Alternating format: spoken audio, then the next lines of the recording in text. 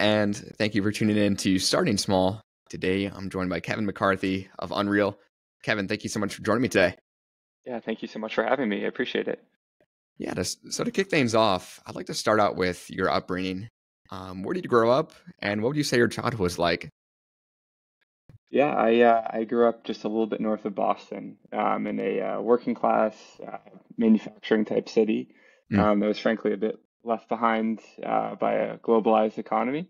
Growing up there taught me, value of hard work, self-determination, community, grit, and making a life for yourself. mm, And frankly, it made me really want to build a career where I could impact as many people as possible in a positive way to help people's mm, lives, change for the better and have an mm. impact on them.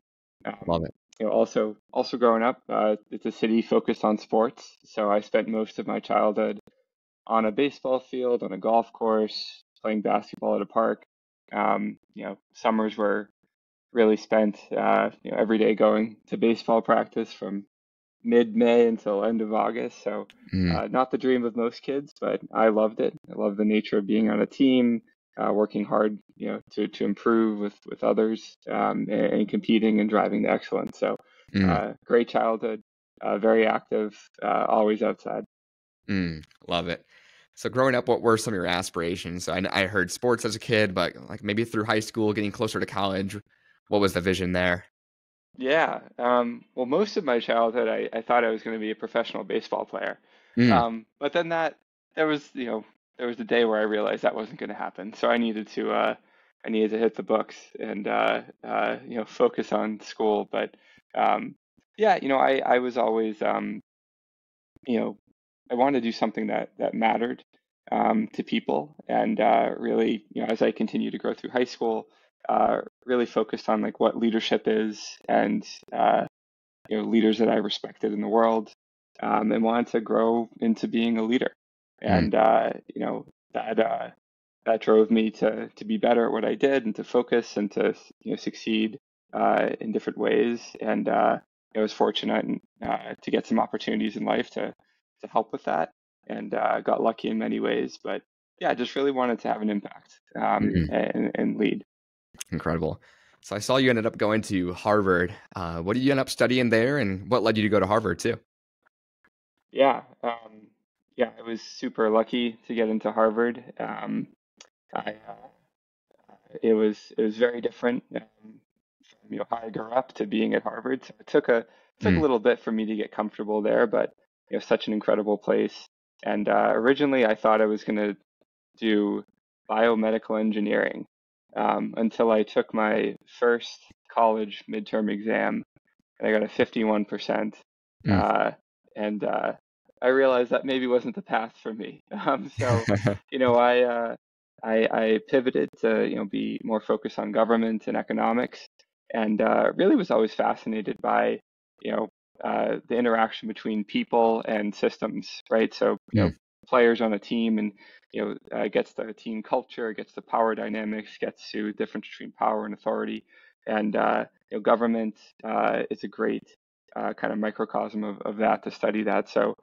Really got focused on that. Um, and I played golf in college as well. I walked onto the golf team, which is an mm, incredible experience. Friends, my best friends from that time that I'll have for life, and so mm, fortunate to have been able to go through that experience. But continuing on that athletic theme from my childhood, it was, I needed to work super hard in the classroom, you know, on the golf team, and it taught me how to manage my time because I had very little time with everything I was doing, yeah. but it was an amazing experience. Incredible.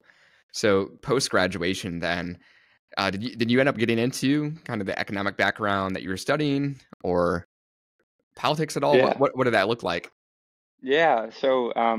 About halfway through college, I was introduced to a congressional candidate named Seth Moulton, and he was thinking about running for Congress in the congressional district that I grew up in. And Mm, Seth is an amazing person. He's a Marine, served our country for 4 tours of duty in Iraq, and I met with him and just thought I have to help this guy get elected to Congress. So I was the first volunteer on his congressional campaign. Mm. I did that for a couple of years while at school, and then after graduation, I joined the campaign full time, and Wow. it was it was it's always interesting to sign up for a job post college that is going to end in a few months with an election, but Yeah. it was incredible. It was the perfect experience to be thrown into a startup environment. You know, I remember my first official day of walking into the office. I asked the campaign manager, what are the hours here? What's that like? And he said, okay, it's 9 a.m. to 9 p.m. And I Mm. was like, oh, interesting. Um, and it was 7 days a week, nonstop. And so worked super hard on the campaign for many months. We won the primary, and then we won the general election, Mm. which was just a euphoric experience. And Yeah. I feel like in many ways been trying to get back to that feeling in many ways ever since I left the campaign, Yeah. or we won. But ultimately decided a career in politics or going to DC wasn't right for me, and really wanted to stay in that entrepreneurial space. So Mm. that's when I took a life in confection and joined Unreal. The Wow. next step after any political campaign is joining a candy company. Love it. Um, so that's where I'm still at today. Wow. So I know you joined Unreal around the 2014 period, but right after just stepping off this campaign. So what was that introduction for you? Did you meet the founders, and how did this opportunity come across? I'm curious. Yeah, for sure. Yeah, one of my best friends from college knew the founder of Unreal, and Unreal had launched in 2011 in a really big way, and was mission driven and mission focused, and that drew a lot of you know um, activity that was just going way too quickly for the business itself and way too big. Mm. So it kind of came back to earth in after taking off like a rocket ship in 2011. It came back to earth in 2014 and really was just reformulating itself.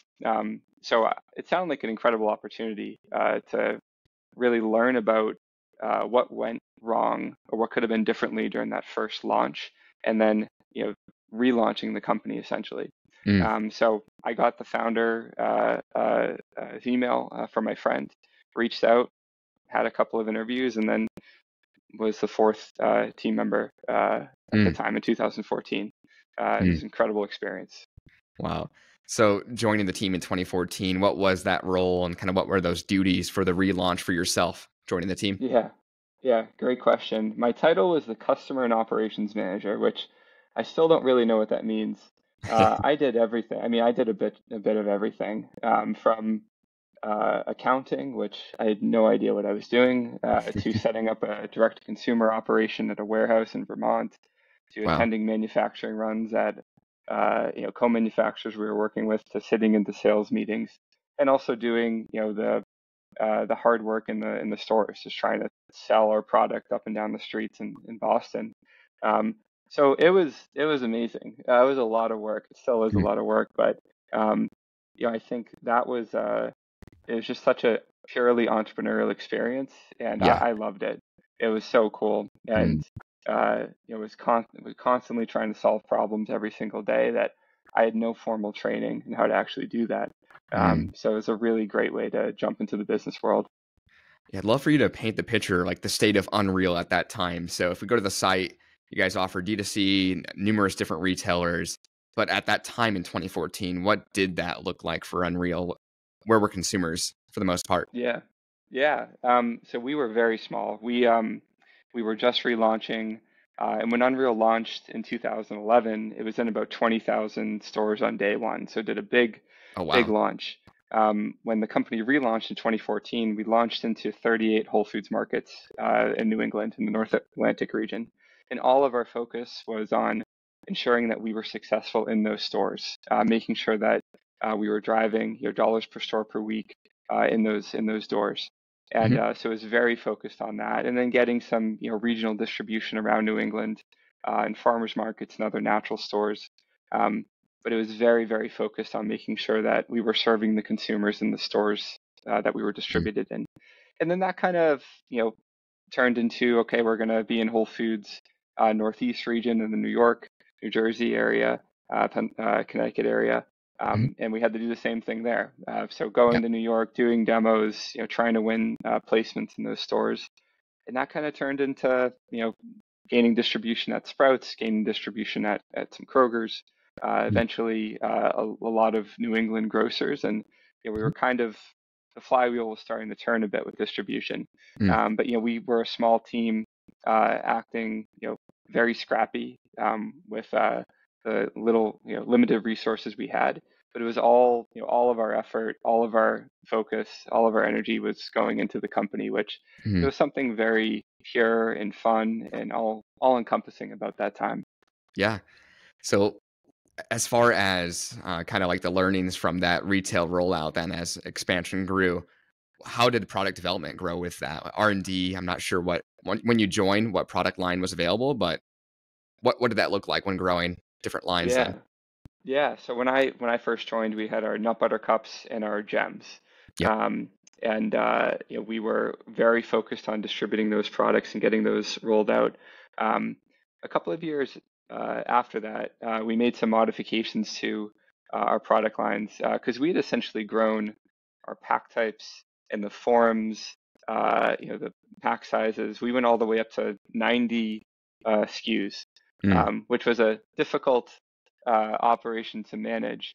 yeah. So when I eventually assumed the CEO role in 2016, the first thing that we did was take that number, from 90 down to 9, and Mm, just really focus on driving growth there.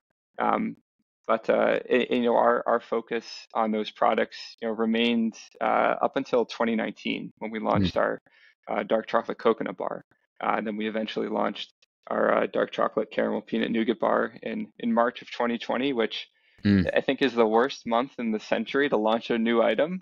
We Yeah. have this, trade show booth still sitting somewhere with, the new sticker on that item, but because of COVID, obviously, Mm. that was never seen by people. But yeah, we were just very focused in the early days Mm, on our core set of products, and then eventually rolled out the coconut bar and then the mhm, caramel peanut nougat bar. mhm. Yep. So enrolling or getting a CEO in 2016, what did the team size look like at that point then? And then what were some of the core focuses that you wanted to take on once you assumed the position? Yeah, for sure. Yeah. So when the board asked me to become the CEO, we had a team of around, I'd say, 10 people. Mm, Um, and, we were, young entrepreneurial people on the team. And, we had some changeover on the team in a few ways and had to make some additional hires. But I mean, it was very, there was way more work to do than the number of people we had on the team. for sure. But there was an entrepreneurial spirit that really guided us through that time, which we were all so connected to the business and so connected to our mission and what we're trying to grow. Um, and we all leaned in during that time. And as far as our team count over the years, we've stayed fairly lean for a while. We stayed around that 10 or so people number for a few years, and then grew up to closer to 20. Today Mm, we're approaching 50, mm, which is exciting and a totally new, way of working in many ways. for sure. Um, but yeah, that's our team was very lean and very focused on Mm, executing what was in front of us. yeah. So just 4 years passed. You assumed the position. You mentioned COVID and this trade show booth, but what impact did that have on Unreal and especially like retail and then D2C? I'm curious how that might have shifted anything. What did that look like for you guys? Yeah, for sure. Yeah, that was 2020 was a transformational year for us, and we had been focused on supply chain resiliency, improving our gross margins, improving creating a sustainable business model, and also diversifying our business, Mhm, kind of leading up to 2020. Um, so when COVID hit, uh, we saw some of our more food service office business transition to our direct-to-consumer e-commerce and e-tailer distribution immediately. We also saw just tremendous demand from regional retailers, national retailers, Costco, just needing more product because it was just, everyone was buying everything at the store level. Yep. And our ethos was that we had built a supply chain that could handle that, and we've been very Mm, focused on the nuts and bolts of the business for many years. So we were ready, and we were ready to take advantage of those growth opportunities. And at that time, we had a more substantial team, closer to 20 or so. mhm, Um, but so we were ready to execute. Um, and during that 2020 year, our business more than doubled, and our distribution kind of took off, mm, especially at Costco. Um, and many of us spent many days and nights on production lines at co-manufacturers, just making sure we could make the product and our products and get it out the door in the best mm. possible way. And it Yep. was a long year, but it really was a transformational year for us. And we've been trying to keep up with that growth ever since. Mm, Um, but yeah, it was an interesting time. love it. Looking at Unreal today, what would you say marketing wise works overall? So as a candy that's, I mean, been around for years, you're creating these alternatives that taste virtually the same, but maybe someone's used to that legacy brand. What would you say works well? I'm sure the trade shows, the in-person, maybe demos work well, but love to hear it. Yeah, for sure. Yeah, we've directed a lot of our marketing focus over the years, as close as possible to the point of sale. Mhm. Confection is ultimately an impulsive category. Yep. Uh, it's not something that shows up on your shopping list week after week. So our job is really to jump out and interrupt you Mm, in your day-to-day life and tell you that you need us, yep. um, and then of course deliver with the product experience and the taste of the product, and really live up to a clean ingredient label that we take great pride in and put a lot of work into making sure that rings true. But really, it comes down to the bite. So ultimately, trying to get our products into people's baskets and then into their mouths and their families' mouths and deliver on that. Mm, Um, but in another sense, from a digital perspective, we've been very focused on digital commerce. So mm, direct to consumer, showing up in the best way uh, for our core consumer and how she shops, and making sure we're available there. mm, Not trying to be everywhere, but making sure that we're disrupting her, as she's checking out, or as she's on Instacart or something like that, mm. and winning there. So we've been really focused on that conversion side of things, and maybe less so on the brand awareness side of things, Yep. and really trying to lead our growth through the taste of our products and our product Mm. experience. Yeah, so I'm sure it varies grocer and retailer to retailer, but what would you say is that main consumer overall for Unreal? Yeah, Maybe it's different D2C to retail. I'm curious. yeah, it's really someone who's looking for better, someone who's left this category years ago. Mhm. And look, the confection category, there's a lot of room for improvement in this space. You have iconic brands that people know and maybe used to love. Many people still do love the products, Yep. um, and that's great. Um, but there's a lot of things wrong with what goes into those products, from you know. Cocoa farming and fair trade or lack thereof practices, Mhm. to the massive amounts of sugar, to many of the ingredients that are frankly banned in other countries. Yep. Um, and there's so much room for improvement, and that's really what Unreal is trying to deliver. So we're inviting consumers back to this category because Mm. it's a really meaningful category. It's so filled with joy and levity and freedom, as many people experienced as kids, and that really gets to our founding story as well. Yep. Being founded on Halloween, with our co-founder Michael confiscating the Halloween candy from his two sons Chris and Nikki, and Nikki Mm. asking, why do the foods we love most have to be so bad for us? And Mm. that's really what we're trying to do, is making it permissible for people to come back to this really important category, Yeah. um, and get back to that feeling that they had as kids. Love it. So I tried the gems. I mean, those are amazing, but I would love to hear from consumers. What would you say is the top seller overall? Oh, great question. Yeah, I'd say our peanut butter cups and our coconut bars are Mhm. really our leading products. And it really gets to the simplicity of the ingredients we use in those, as well as across all of our items. Our coconut bars, three ingredients. the nut butter cups have been around, since day one of Mm. Unreal, even before I got here, Hmm. and they just taste so good, Mm. and they deliver every time. But we have the gems, we have the caramel peanut nougat bars. We also just launched chocolate covered almonds and chocolate covered pretzels, grain-free Mm. pretzels earlier this year to really move us a little bit more towards the snacking side of things versus the indulgent side of things.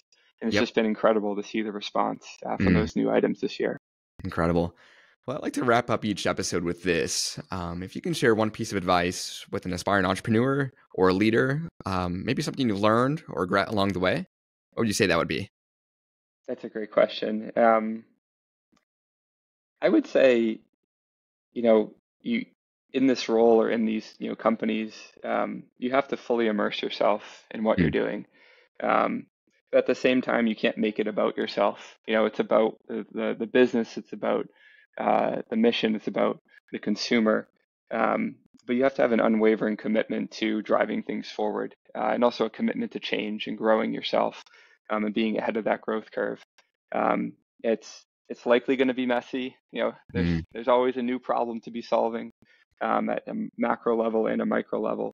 But having that unwavering commitment to being Mm. better and growing, and also being eyes wide open around change is going to happen, change is necessary, problems are going to pop up every single day, and it's really your job and responsibility to solve those and to Mm. avoid them, but most Yep. importantly, solve them. Love it. Well, Kevin, thank you so much for joining me today. And to listeners out there, make sure to check out Unreal at unrealsnacks.com.